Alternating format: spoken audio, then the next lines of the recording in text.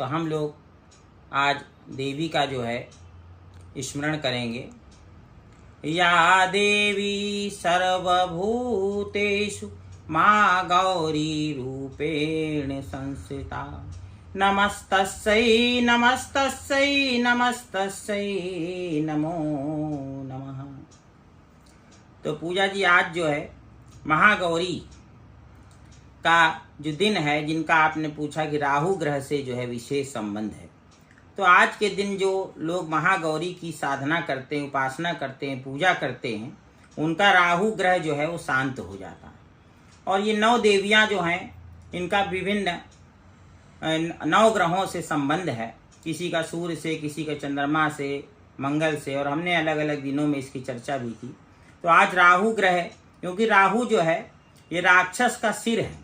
और जिस समय जो है भगवान विष्णु मोहिनी रूप धारण करके देवताओं को अमृत पान करा रहे थे, तभी राहु नाम का एक दैत्य था जो देवताओं का रूप धारण करके सूर्य और चंद्रमा के बीच में बैठ गया। तभी उन दोनों ने पहचान लिया और वो जो है भगवान विष्णु ने तत्काल उसका सिर काट दिया, मगर चूंकि अमृत उसने पी लिया था इसलिए जो है वो अमर हो गया।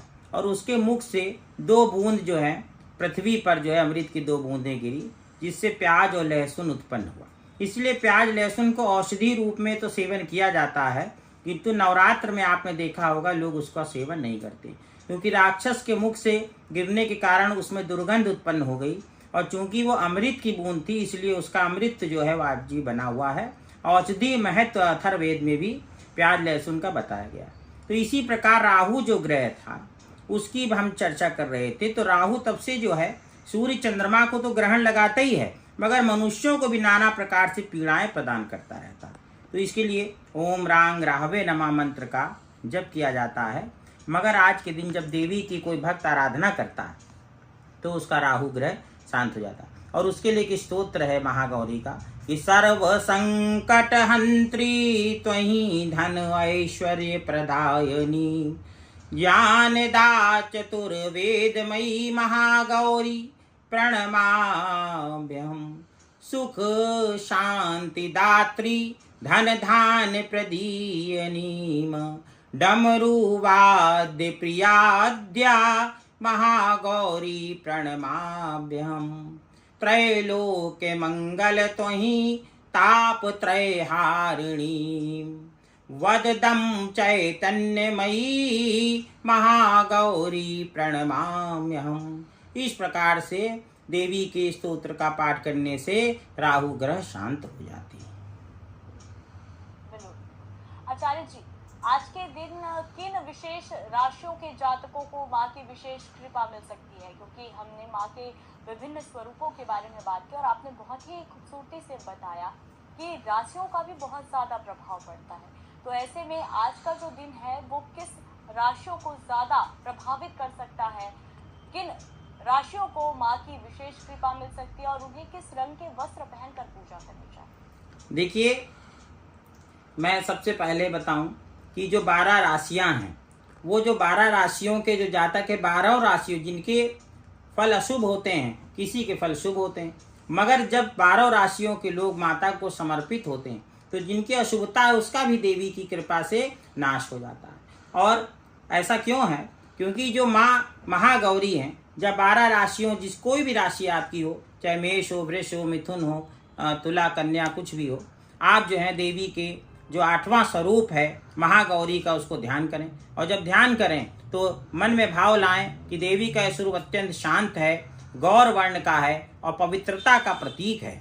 और इनका जो देवी का जो शरीर है वो बिल्कुल हिम अर्थात बर्फ के समान श्वेत है, जिसके कारण इनको महागौरी कहा जाता है। और 4 भुजाओं का ध्यान करिए। 4 भुजाएं हैं माता की, और दाहिने हाथ में अभय मुद्रा और त्रिशूल, और जबकि बाएं हाथों में डमरू और वर मुद्रा धारण की हुई, और ये बैल पर सवार रहती। ऐसा स्वरूप का जब ध्यान करें तो देवी की विशेष कृपा होती। और इसके पीछे एक कथा भी है कि क्या हुआ कि जब माता पार्वती ने भगवान शिव की प्राप्ति के लिए जो है घोर तपस्या करना प्रारंभ कर दिया। अब चूंकि भगवान शिव तो वैराग्य में थे, सती के दुख से पीड़ित थे, तो भगवान तो विवाह नहीं करना चाह रहे थे, मगर देवताओं ने कहा कि जब तक कार्तिकेय नहीं होंगे तब तक तारकासुर नामक दैत्य का वध नहीं हो पाए। तो उस समय देवी से आग्रह, देवी ने वही शक्ति जो थी सती, वही पुनः अवतरित हुई थी और उन्होंने तपस्या प्रारंभ की। तो इतनी कठोर तपस्या करी कि पहले तो वो फलाहार रख के उन्होंने शुरू किया, फिर फलों का भी त्याग कर दिया, फिर पत्र खा के रही, फिर पत्र का भी त्याग कर दिया, पर्णा नाम पड़ गया कि जो पत्र भी नहीं सेवन कर, फिर उन्होंने जल का भी त्याग कर दिया। बिल्कुल शरीर उनका कृश हो गया, दुबला पतला हो गया और बिल्कुल कालापन उसके ऊपर आ गया। और देखिए कि बिल्कुल धूमिल हो गई, उनकी जो सुंदरता थी बिल्कुल प्रतीत नहीं हो रही थी। तब भगवान शिव जो हैं, तीनों लोग बिल्कुल हिल गए। देवता भगवान शिव के पास गए, कहा ऐसे तो देवी बिल्कुल कृश हो गई, दुबली हो गई और बिल्कुल ढांचा हड्डी का दिखने लगा। ऐसा जो है प्रभु क्यों कर रहे हैं आप, और शक्ति का ऐसे तो कैसे आपका मिलन होगा, और लोक कल्याण के लिए आप देवी की प्रार्थना स्वीकार करें। तब भगवान विष्णु, ब्रह्मा जी और देवताओं कहने पे भगवान शिव वहाँ उपस्थित होते हैं और प्रकट होते हैं और देवी को देखते हैं तो उनको बड़ा कष्ट होता है। तत्काल वो अपनी जटा खोल देते हैं और गंगा की धारा बहने लगती, और जब देवी को उस धारा से स्नान हो जाता है, ऐसे धारा जैसे भगवान शिव की धारा निकली और देवी पे जैसे ही पड़ी, तो देवी ने उस धारा में, गंगा में जब स्नान किया तो बिल्कुल उनका जो सौंदर्य था वो पहले से भी कहीं अधिक हो गया और गौर वर्ण की देवी हो गई। और वही जो स्वरूप है वो महागौरी का हुआ। और ये बड़ा शांत है। इस स्वरूप का ध्यान करने से सब भक्तों का कल्याण हो जाता है और सभी राशियों के जो जातक हैं। और आज के दिन कन्या पूजा का बड़ा महत्व है। तो इसका जो मुहूर्त है, जो आपने ज्योतिष का प्रश्न किया, तो मुहूर्त जरूर बताऊंगा कि सुबह 6:18 से 7:50 तक पहला मुहूर्त है, और फिर दूसरा जो मुहूर्त है वो 10:55 से 1:30 बजे तक है, और फिर 1:30 बजे से 3 बजे तक जो है वो राहु कालम लग जाएगा। तो इसलिए प्रयास करिए कि 1:30 बजे तक कन्या पूजन का जो शुभ कार्य है वो हो जाए। और इस प्रकार से पूजा जी, जब हम ये ध्यान करते, पूजा उपासना करते हैं, तो 9 ग्रह जो है शांत होते। जैसे शैलपुत्री जो पहला स्वरूप सूर्य से है, ब्रह्मचारिणी की पूजा से मंगल ग्रह, चंद्र घंटा की शुक्र, कूष्मांडा से सूर्य, स्कंद माता से बुध, और कात्यायनी से बृहस्पति, और काल रात्रि से शनि, और महागौरी से राहु, सिद्धदात्री से केतु ग्रह शांत होता है। इसी प्रकार चंद्रमा भी चंद्र घंटा की उपासना से शांत होते हैं। तो ये 9 ग्रहों को, ये नवरात्र का जो अवसर है, इसमें आप 9 ग्रहों को शांत कर सकते हैं अपनी तपस्या से, पूजा से, साधना से और श्रद्धा और भक्ति से देवी की उपासना करके। बिल्कुल, जैसे कि अभी हमने चर्चा किया कि शिव जी को पाने के लिए माँ ने तपस्या की थी, तो ऐसे में शीघ्र विवाह या वैवाहिक जीवन में आ रही कड़वाहट को, बाधाओं को दूर करने के लिए कुंवारी कन्याओं और विवाहित महिलाओं को कौन सा विशेष सिद्ध मंत्र या उपाय करना चाहिए आचार्य जी?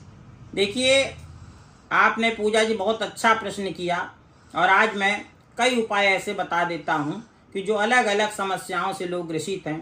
किसी का विवाह नहीं हो रहा है, किसी को आर्थिक समस्या है, और सबकी समस्याओं का समाधान जो है वो देवी कर देंगी। तो महागौरी के सामने जो है सफ़ेद फूल अर्पित करें, और धन संबंधी जो समस्याएं हैं उनको दूर करने के लिए ओम ऐं ग्रीं क्लीं चामुंडाय विच्चे मंत्र का जप करें। इससे आपकी आर्थिक जो समस्याएं हैं वो दूर। देखिए कितना सरल उपाय, मगर विशेष मुहूर्त का प्रभाव होता है। जैसे इस मुहूर्त में जब आप करेंगे और सफ़ेद फूल अर्पित करके, क्योंकि नवरात्र में ब्रह्मांड की सकारात्मक ऊर्जाएं पृथ्वी पर वास करती, देवी प्रसन्न मुद्रा में होती, और इस अवसर का लाभ अवश्य उठाना चाहिए। और इसी प्रकार से देखिए, एक मैं बड़ा सरल सा उपाय बता दूं लौंग और कपूर का, कि महाअष्टमी की शाम को कपूर और लौंग जलाकर माता दुर्गा की पहले आरती करिए, और फिर उस आरती को पूरे घर में थोड़ा कपूर डालते जाइए जितनी देर आपको आवश्यकता हो, और ऐसे ऐसे घुमाइए और हाथ से ऐसे ऐसे करिए। उससे क्या होगा, जितनी भी घर की नकारात्मक ऊर्जा है वो समाप्त हो जाएगी। और फिर एक और उपाय है कि पान के पत्ते पर केसर से स्वास्तिक बनाएं और उसके ऊपर सुपारी रखकर माँ दुर्गा को अर्पित कर दीजिए, तो उससे घर में सुख और शांति आती।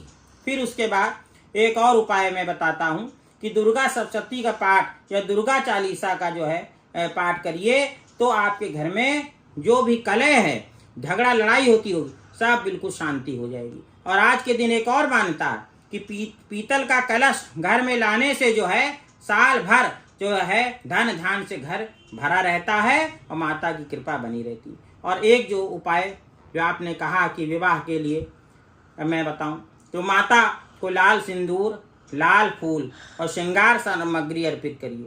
और फिर एक मंत्र है ओम कात्यायनी महामाय महायोगिन्निधीश्वरी नंद गोप सुतम देवी पतिम मे कुरुते नमः।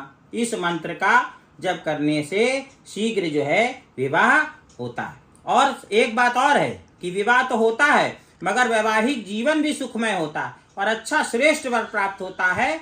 या जैसे देवी ने उपासना करी भगवान शिव हमको प्राप्त हो जाएं, ऐसे अगर आपको कोई अच्छा श्रेष्ठ व्यक्ति हो और आप चाहें कि उससे हमारा विवाह हो जाए और गुणवान है तो अवश्य भगवान आपकी मनोकामना को सिद्ध करते हैं। देवी आपकी मनोकामना को पूर्ण कर देंगी माता अवश्य। बिल्कुल आचार्य जी, अष्टमी के दिन भी कन्या पूजने का एक मुहूर्त होता है। ज्यादातर लोग अष्टमी के दिन भी माता दुर्गा के 9 स्वरूपों को बुलाते हैं, उनको पूजा करती हैं।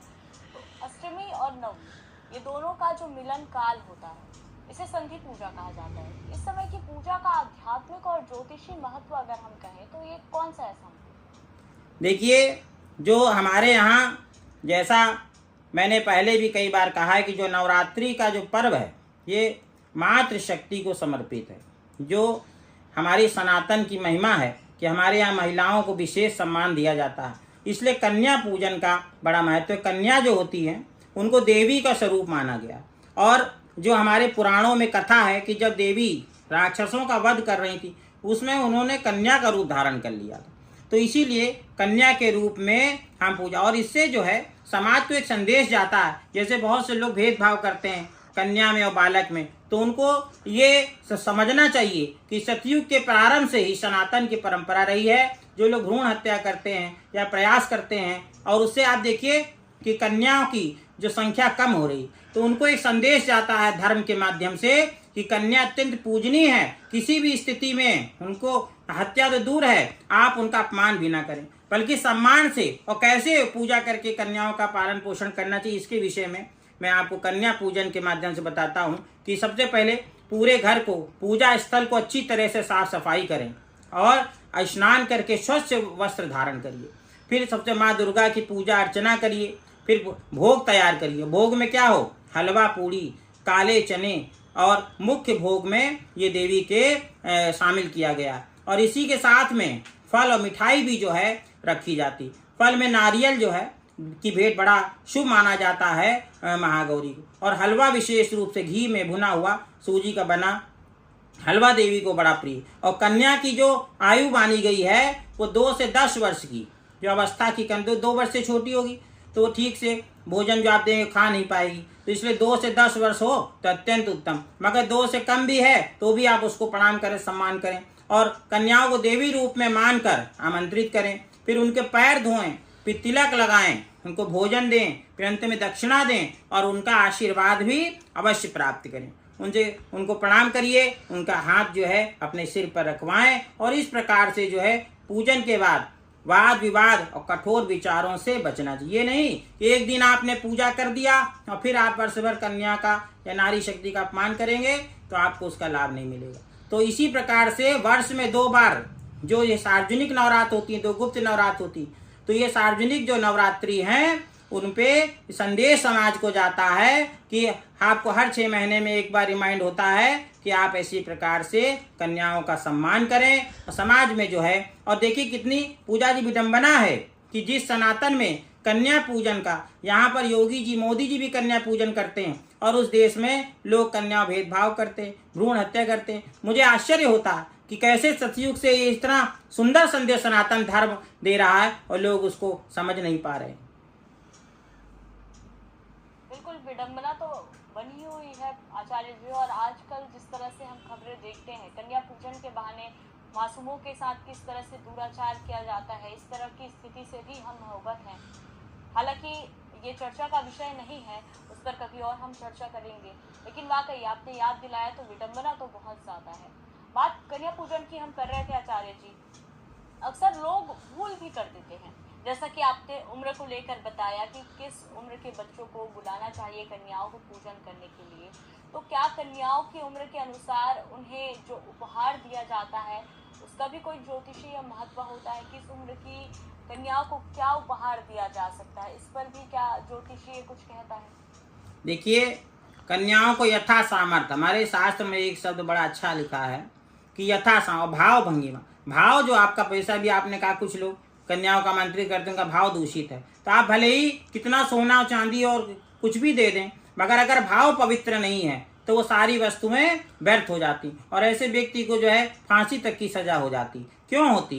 क्योंकि उसका भाव शुद्ध नहीं है। तो धन से आपका हृदय से सम्मान होना चाहिए। जैसे मैंने बताया कि आप चरण धोएं और कन्याओं का जो है आशीर्वाद लें, तिलक करें, उनको जो है चुंदरी अगर आपके पास है चुंदरी आप उड़ा सकते हैं। और उपहार की, दक्षिणा की तो कोई सीमा ही नहीं है, जो आपकी श्रद्धा हो आप उनको वस्त्र दे सकते हैं, फल दे सकते हैं, मिष्ठान दे सकते हैं। और इसीलिए हमारे साथ यथा सामर्थ्य शब्द लगाया है कि हर व्यक्ति का सामर्थ्य अलग अलग होता है। हाँ, कोई गरीब है, कोई मध्यम श्रेणी का है, कोई अमीर है, तो जिसका जैसा सामर्थ्य हो वैसी दान सामग्री वो कन्याओं को देते। कुछ लोग तो आजकल कॉपी, पेंसिल, रबड़ ये सब वस्तुएं भी देते हैं, जो बहुत अच्छा है कि कन्याओं के काम आता है। पढ़ने लिखने के लिए पुस्तक देना, पुस्तिका देना बहुत अच्छी बात। और देखिए इसका मंत्र है देवी का, ओम देवी महागौरे नमः। तो जब कन्या पूजन करिए, देवी की आराधना करिए, तो ये मंत्र जरूर बोलिए, छोटा सा मंत्र है, ओम देवी महागौरे नमः। और ध्यान मंत्र है श्वेते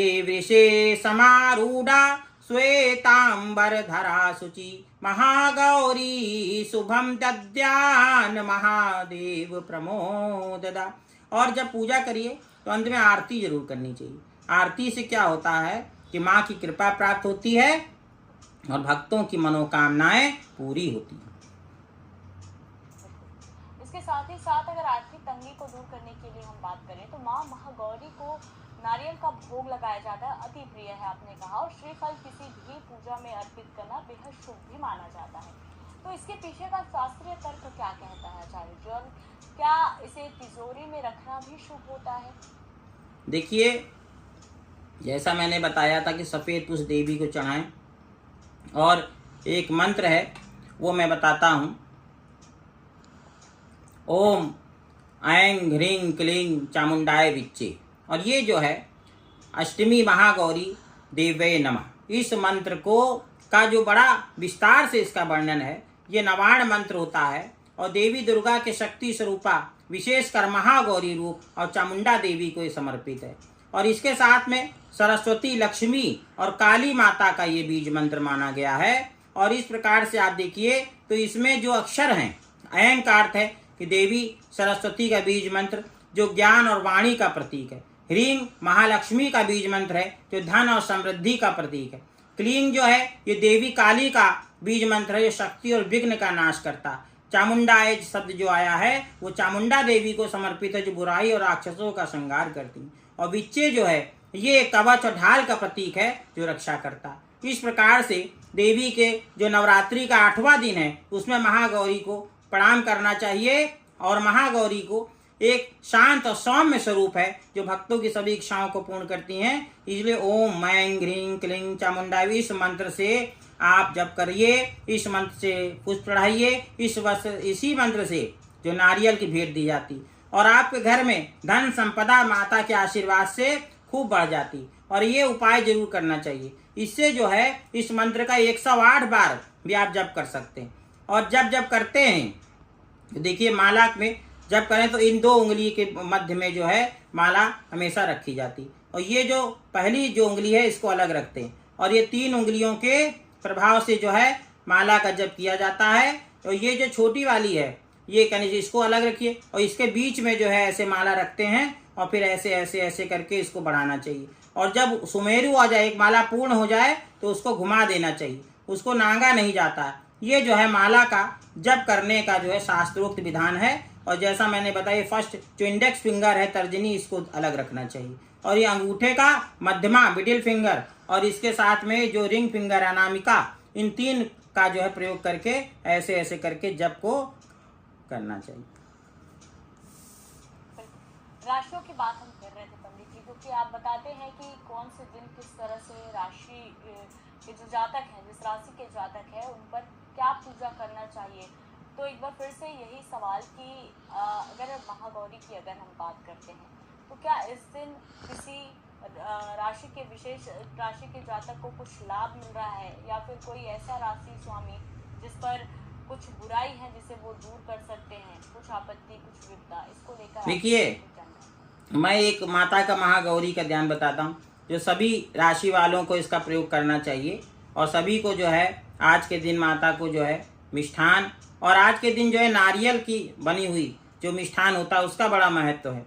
तो नारियल से आप कोई मिठाई बनाइए या नारियल फल चढ़ाइए, माता को नारियल बड़ा प्रिय। और फिर ध्यान करिए, वंदे वांछित कामार्थे चंद्रार्घ कृत शेखराम, सिंहरूढ़ा चतुर्भुजा महागौरी यशस्विनी, पूर्णन्दुनिभाम गौरी सोमचक्र स्थिताम, अष्टमी महागौरी त्रिनेत्रां, वराभितिकरां त्रिशूल डमरुधरां महागौरी भजे, पटाम्बर परिधानां मृदुहास्यानालालंकार भूषितं, मंजीरहार केयूरकिंकणी रत्नकुंडल मंडितां, प्रफुल्ल वंदना पल्लवाधारां कातं कपोलां, त्रैलोक्ये मोहनं कमनिया लावण्यां, मृणाल चंदन गंध लिप्तान।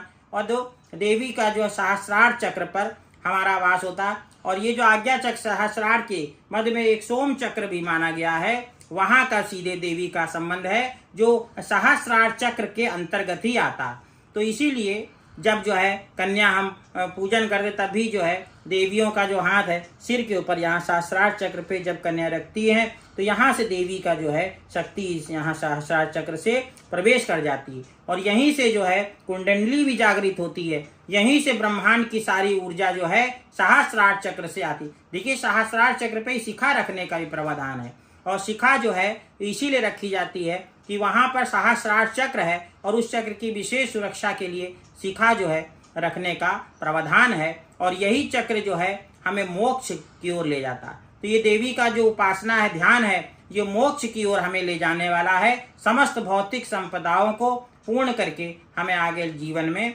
बढ़ाता है। बिल्कुल, बहुत धन्यवाद पंडित जी, बहुत ही खूबसूरती से, बहुत आसान उपाय के साथ आपने दर्शकों को बताया कि माँ महागौरी की पूजा कैसे आप कर सकते हो और कैसे आप जो है माँ गौरी का आशीर्वाद प्राप्त कर सकते हैं। अपना कीमती वक्त साझा करने के लिए बहुत धन्यवाद पंडित जी। जी धन्यवाद। जय माता दी।